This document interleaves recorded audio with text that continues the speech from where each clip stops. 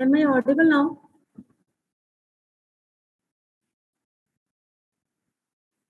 Please respond. Recording Am I in audible? progress. Am I audible? Yes, ma'am.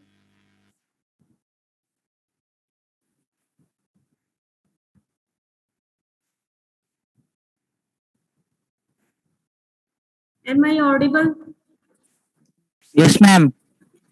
At least reply तो किया करो. बाकी students को बोलो ज्वाइन करें एक बारी. थोड़ा ये सिस्टम का इशू हो रहा था काफी. मैं वेट कर रही हूँ.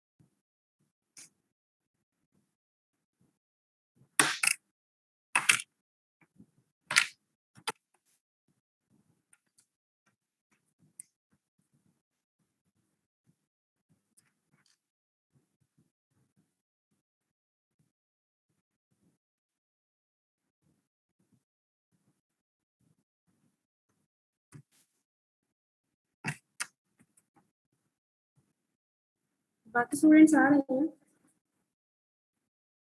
बाकी स्टूडेंट्स आ रहे हैं क्या?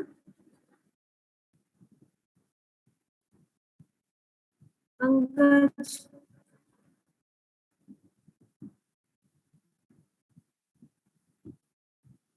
बाकी स्टूडेंट्स आ रहे हैं क्या?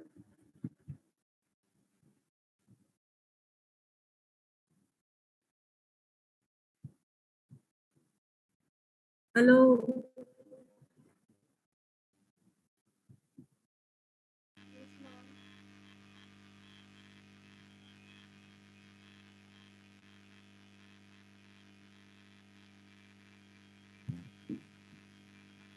प्रीति. Yes ma'am. Preeti, yes ma'am. आवाज आ रही है मेरी प्रॉपर? मैम बहुत लो आ रही है आपकी आवाज. यार थोड़ा सा बियर करना पड़ेगा. नेक्स्ट मैं देखती हूँ. एक्चुअली हम लोग कॉलेज से क्लास ले रही हूँ तो थोड़ा सा इशू मुझे आ रहा है. मैं कॉपी फिक्स करके ना नेक्स्ट क्लास पूरी वो ढंग से कर लूँगी. Okay ma'am. इशू आ रहा है सिस्टम से.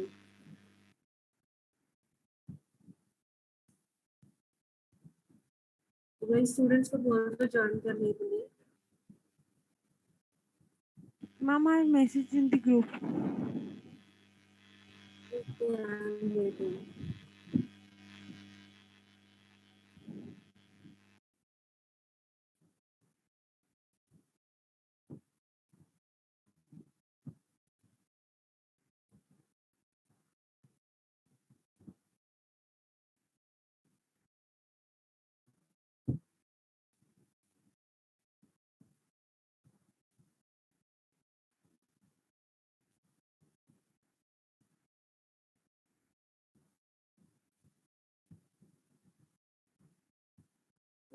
सर लास्ट क्लास में मैंने तुम्हें सिंड्रोइड का टॉपिक डिस्कस किया था तुम्हारे साथ.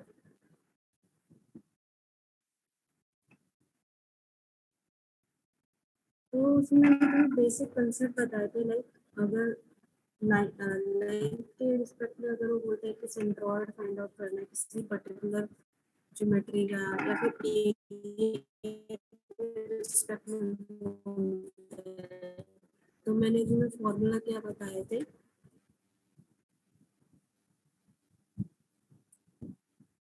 x bar is equal to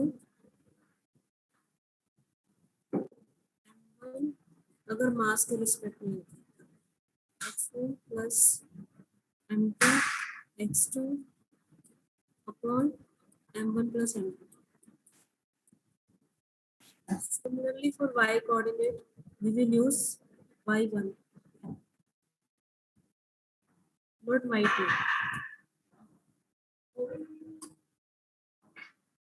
And if we are calculating for length, then we will use L1, X1, L2, X2, and in denominator we will use L1 plus L2.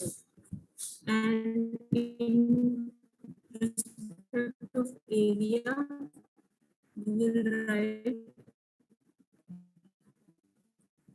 A1 X1 plus A2 X2 divided by A1 plus A2.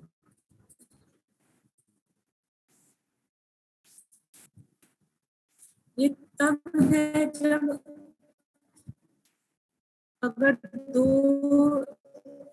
Area given है या दो मास otherwise जो formula है तुम्हारा कहाँ तक जाएगा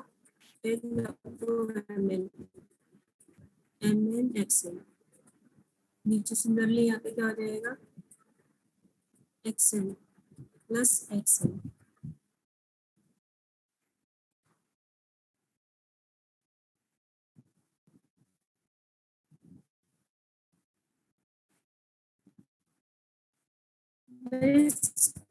starting में लास्ट क्लास में तुम्हें कुछ न्यूमेरिकल करवाए थे लाइक दिस बैटरी के ऑलरेडी बता दिए थे कि सिंड्रॉइड कहाँ लाई करते हैं और वो क्या बोल रहा है कि इस शेडेड रीजन का सिंड्रॉइड फाइंड आउट करना था. Recording stopped.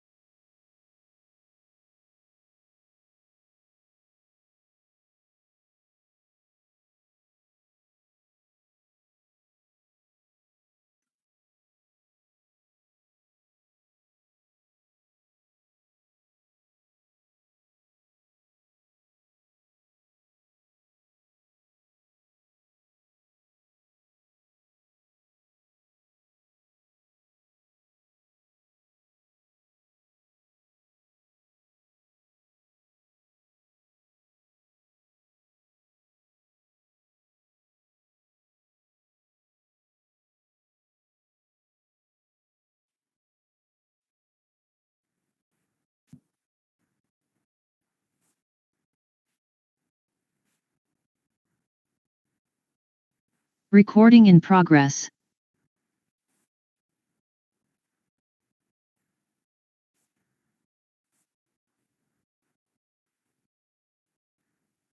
Am I audible now?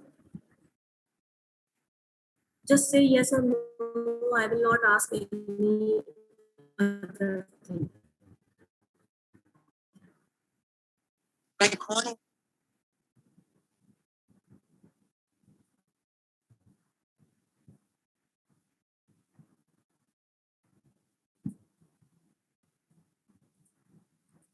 So in the last class, what I was saying that first, what you have to do, you have to can take like this axis or like coordinate system. This is your y-axis and this is your x-axis. And with respect to these axes, you can identify x bar and y bar, the centroid of the shaded region. And you can take as like this also. In this manner also, suppose you can take like this is your y-axis and this is your x-axis. In this case, the centroid will lie on this y-axis because it is symmetrical about y-axis. But if you're taking coordinate system like this, then you will have the x coordinate 30 and y coordinate whatever you will calculate. So it will come across this point. So I told you you have to use formula x bar is equal to a1 x1 a2 x2 a3 x3, but I am not calculating x, I am calculating y.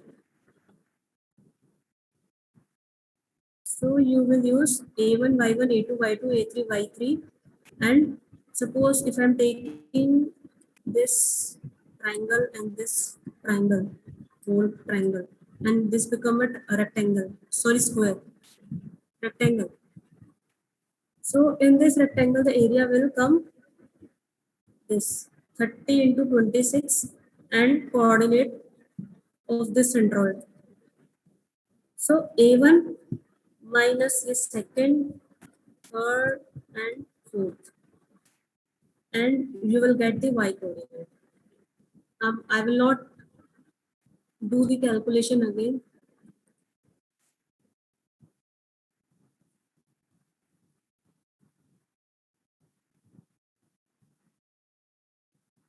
So this is another example, but in this case, you don't know the area under this curve, because जो अभी तक shapes थी उसमें तुम्हें geometric area, जो भी geometric shapes थी उसके एरिया तुम्हें पता थे, लेकिन यहाँ पे हम क्या यूज करेंगे, क्योंकि इस कर्व के अंडर मुझे एरिया फाइंड आउट करना है, तो मैं क्या यूज करूंगी, इंटीग्रेशन मेथड। तो इंटीग्रेशन मेथड से हम क्या यूज करेंगे, मतलब इसका एरिया कैलकुलेट कर लेंगे, and then we will use the same formula what I used before, like sigma y is equal to a1 y1 upon a capital. A capital is area of this shaded region. So you know how to calculate the area under this curve. You take the element of dx length and y length. Before that, find out the value of k. In last class also I told you that the value of k will be y upon x square. Y upon x square. So y is what? Y is h and x square is a. So h upon a square. Okay. Now calculate the capital A. Capital A is this area up, and then take the limit. Area will be y dx up to which length, dx कितना है 0 to a, so limit क्या होगी 0 to a. y क्या है हमारा kx square. kx square का मतलब क्या हुआ, h upon a square, h upon a square and x square dx. Limit क्या आएगी 0 to a. तो ये आ गया तुम्हारा एरिया, बट इसको इंटीग्रेट करो, लिमिट पुट करो तो क्या आएगा x cube upon 3. X cube को क्या लिखेंगे ए क्यूब, ए से ए कट जाएगा, तो आंसर क्या आएगा मेरा एच ए अपॉन 3. तो ए एच अपॉन 3 क्या आ जाएगा, एरिया एच ए अपॉन 3. ये हमारा क्या आ जाएगा एरिया. अब फॉर्मूला क्या लगाना है मुझे इसके अंदर, ये सबको विजिबल है जो मैंने कैलकुलेशन यहाँ पे करी है. सबसे पहले क्या है, ये के फाइंड आउट किया है, के के बाद मैंने क्या लिया, एक स्ट्रिप कंसीडर कर रही है क्योंकि मुझे इसका टोटल एरिया निकालना था अंडर दिस कर्व. तो एरिया कैसे निकालते हैं, हम एलिमेंट कंसीडर कर देते हैं y इंटू डी एक्स, फिर उसको लिमिट लगा करके इंटीग्रेट कर दिया, दैट्स इट. फिर एरिया ये आ गया. अब मैं इसमें सेंट्रॉइड वाला फॉर्मूला यूज करूंगी. सेंट्रॉइड वाला फॉर्मूला क्या होता है मेरा, कि y bar is equal to, अगर मुझे y कोऑर्डिनेट निकालना है तो a small a1 y1 upon capital A. इस फॉर्मूले को यूज कर लो और तुम्हारा क्या आ जाएगा y बार.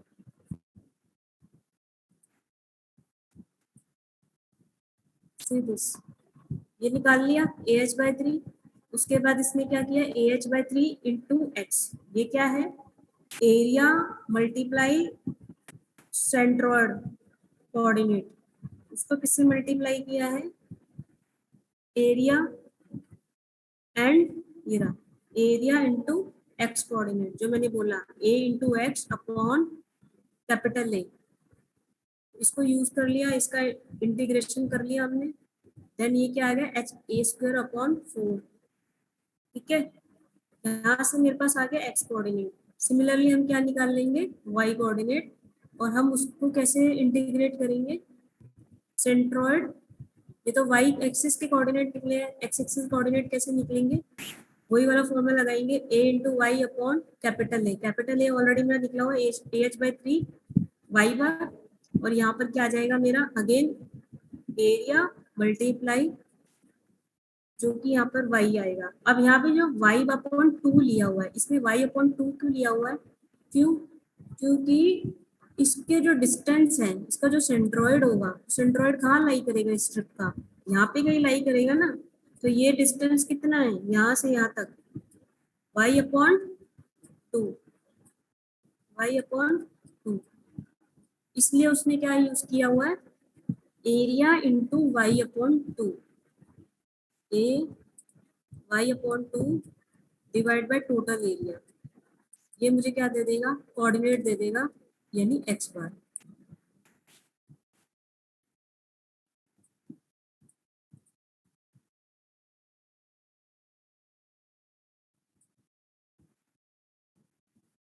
इसको कुछ नहीं किया, इंटीग्रेट किया है, and then y bar, sorry x bar के कोऑर्डिनेट थे वो, y बार के कोऑर्डिनेट y बार का y बार है। तो ये कितना आ जाएगा, लेफ्ट हैंड साइड और राइट हैंड साइड को सॉल्व करने के बाद 3h/10, ये कितना है 3a/4।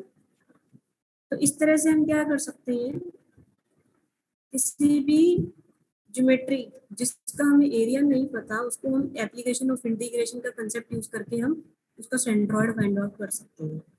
ये तो सिंपल न्यूमेरिकल था, तुम्हें कुछ भी आ सकता है इसके अंदर, और ये न्यूमेरिकल आ भी जाता है कई बार मिड टर्म में। नेक्स्ट है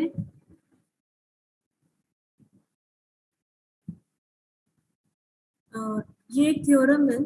इस थ्योरम ये क्या बोलती है कि सपोज अगर एक कर्व है, कर्व को अगर मैंने एक एक्सिस के अबाउट रोटेट किया तो वो क्या करेगी, एक सरफेस जनरेट करेगी जिसे बोलते हैं surface of revolution. For example suppose एक लाइन है, इस लाइन को मैंने इस एक्सिस के अबाउट रोटेट किया तो मुझे क्या मिलेगा, सिलेंडर मिलेगा। ऐसे ही अगर मैंने इस इंक्लाइंड लाइन को इस एक्सिस के अबाउट 360 डिग्री रोटेट किया तो मुझे क्या मिलेगा, कोन मिलेगा। ऐसे ही मैंने इस सेमी सर्कल को इस एक्सिस के अबाउट 360 डिग्री रोटेट किया तो मुझे किस टाइप का सरफेस मिलेगा, स्फीयर मिलेगा। ऐसे ही मैंने इस टॉरस को, ये देख रहे हो एक ये रिंग है, इस रिंग को मैंने रोटेट कर दिया तो मुझे क्या मिलेगी, एक जैसे डोनट शेप का नहीं होता, उसे क्या बोलते हैं हम, टॉरस। तो वो मुझे वो ज्योमेट्री मिलेगी। तो इसको क्या बोलते हैं, सरफेस ऑफ रिवोल्यूशन का। कि जो भी मुझे मैंने एक कर्व को किसी एक्सिस के अबाउट रोटेट किया तो मुझे क्या मिलता है, सरफेस जनरेट होता है, उसे हम क्या बोलते हैं, सरफेस ऑफ रिवोल्यूशन। ठीक है, अब इसमें इसका एरिया फाइंड आउट करना होता है, वो कैसे कैलकुलेट करते हैं वो बता रही हूँ।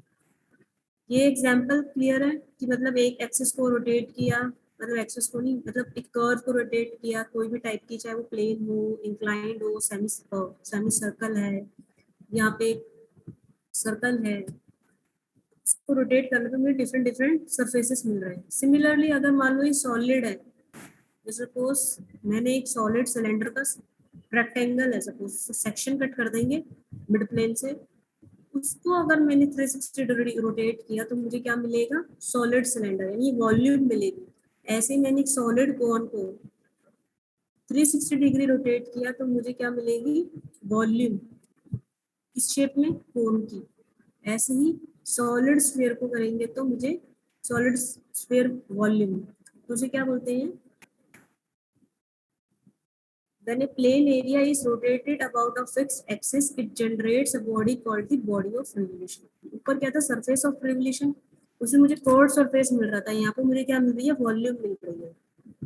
सिमिलरली यहाँ पर इसमें जो टॉरस है लेकिन क्या है, सॉलिड है, होलो नहीं है। जैसे ऊपर क्या जनरेट हो रहा था, ऊपर मेरा सिर्फ और सिर्फ सरफेस जनरेट हो रहा था, वॉल्यूम भी जनरेट हो रही थी, यहाँ पे मेरी वॉल्यूम जनरेट हो रही है अगर मैंने किसी भी कर्व को या सेक्शन को मैंने रोटेट कर दिया किसी एक्सिस के ऊपर। ठीक है, तो अब इसमें क्या है, इसको कैलकुलेट कैसे करते हैं, कि एरिया जनरेटेड क्या है, चाहे वो सरफेस का हो, और एरिया जनरेटेड सरफेस के केस में, और वॉल्यूम वॉल्यूम सरफेस और वॉल्यूम के कंसेप्ट में, जनरेशन ऑफ वॉल्यूम के कंसेप्ट में हम वॉल्यूम कैसे निकालेंगे, और एरिया जनरेशन के कंसेप्ट में हम एरिया कैसे कैलकुलेट करेंगे। तो थ्योरम क्या बोलती है, थ्योरम बोलती है, कई बार तुम्हें थ्योरम जो है डिस्क्राइब करने के लिए आ जाता है कि describe this two theorem, like surface of revolution क्या होता है और वॉल्यूम ऑफ रेवोल्यूशन क्या होता है, और उसे कैसे कौन सी थ्योरम को यूज करके कैलकुलेट कैसे करते हैं। इसमें डेरिवेशन नहीं है, सिर्फ थ्योरम में है, और फिर उसके ऊपर या तो न्यूमेरिकल होगा। इसमें क्या बोलता है theorem, first area of the surface generated by plane curve about a non intersecting ऐसे। अब इसमें मेक श्योर कि जो ये एक्सेस हम ले रहे हैं ना, ये नॉन इंटरसेक्टिंग है। ऐसा नहीं है कि जो एरिया उसको मैंने रोटेट किया वो इस एक्सेस के साथ कट कर रहा है, ऐसा नहीं होना चाहिए। इसलिए इसने मेंशन किया नॉन इंटरसेक्टिंग एक्सेस इन अ प्लेन। इसके इक्वल है product of the length of the curve, जो कर्व हम ले रहे हैं उसकी लेंथ और उसका distance travel by it's centroid. ठीक है, उसकी जो सेंट्रोइड ने जितना डिस्टेंस ट्रेवल किया है वो, जैसे ये हो गया, सपोज एक कर्व है, ठीक है, इसका सेंट्रोइड है y बार पे, जो कि y कोऑर्डिनेट है। मैंने क्या लिया, मैंने एक स्मॉल एलिमेंट कंसीडर कट कर लिया। अब अगर मैंने इस कर्व को रोटेट कराया तो मुझे क्या मिलेगा, सिलेंडर मिलेगा, बट सिलेंडर मेरा किस में, वेवी फॉर्म में मिलेगा मुझे। तो वो कर्व एरिया मुझे क्या से मिलेगा, इस शेप में थ्रू आउट 360 डिग्री।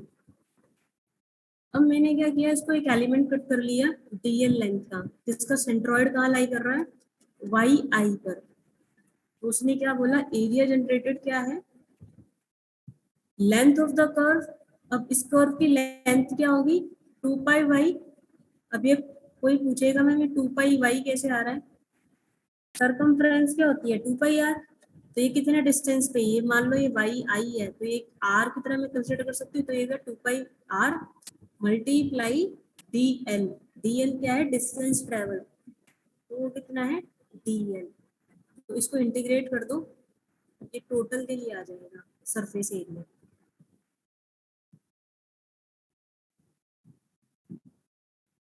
क्या गया, एल इंटू 2 पाई वाई। अब ये टोटल लेंथ क्या आएगी एल, और ये 2 पाई वाई क्या होगा, वाई क्या आ जाएगा, वाई बार सेंट्रोइड के फॉर्म में। तो ये होगी पहली थ्योरम। सेकंड थ्योरम में हम क्या करेंगे, हम ऊपर कर्व सरफेस ले रहे थे, यहाँ पे हम वॉल्यूम फाइंड आउट कर रहे हैं। तो वॉल्यूम कैसे आएगी, एरिया इनटू लेंथ। तो मैंने सपोज ये टॉरस लिया था, इसको घुमा दिया 360 डिग्री रोटेट कर दिया, तो इस केस में हमारा क्या होगा, एक एलिमेंट कट किया मैंने डीए लेंथ का, जिसका सेंट्रॉइड लाई कर रहा है वाई आई पे, लेकिन इस पूरे सरफेस का मतलब इस सॉलिड का सेंट्रॉइड कहाँ लाई कर रहा है, वाई बार पे। अब मैंने इसको क्या कर दिया, रोटेट करा दिया। थ्योरम क्या बोलती है, थ्योरम बोलती है volume of the solid, solid मतलब ये, इससे जितनी भी वॉल्यूम जनरेट होगी इसको 360 डिग्री रोटेट कराने पर वो क्या होती है, product of area and distance travel by it's centroid. ठीक है, तो प्रोडक्ट ऑफ द एरिया क्या होगा, डी ए। तो मैंने एक एलिमेंट कंसीडर कर लिया, उसका क्या है एरिया डी ए, और उसमें कितना, उसके सेंट्रॉइड ने कितना डिस्टेंस ट्रेवल किया, तो वो क्या होगा सरकमफ्रेंस। उसका सेंट्रॉइड कितने डिस्टेंस पे, वाई आई पे, तो ये क्या हो गया 2 पाई वाई इंटू डी ए। और इसको अगर हम इंटीग्रेट करके निकालेंगे तो एरिया क्या हो जाएगा इस पूरी बॉडी का, ए, और वाई की जगह क्या आ जाएगा, कैपिटल वाई, जो कि मेरा इस सॉलिड का सेंट्रॉइड लाई करता है यहाँ पर। ये दो थ्योरम है जो थ्योरम हेल्प करती है, तो वॉल्यूम क्या जनरेट हुई है और सरफेस एरिया का जनरेट हुआ है, दोनों को कैलकुलेट करना है। ये दोनों थ्योरम क्लियर हैं आप लोगों को, आवाज आ रही है सबको, आवाज आ रही है सबको, आदित्य, आदित्य,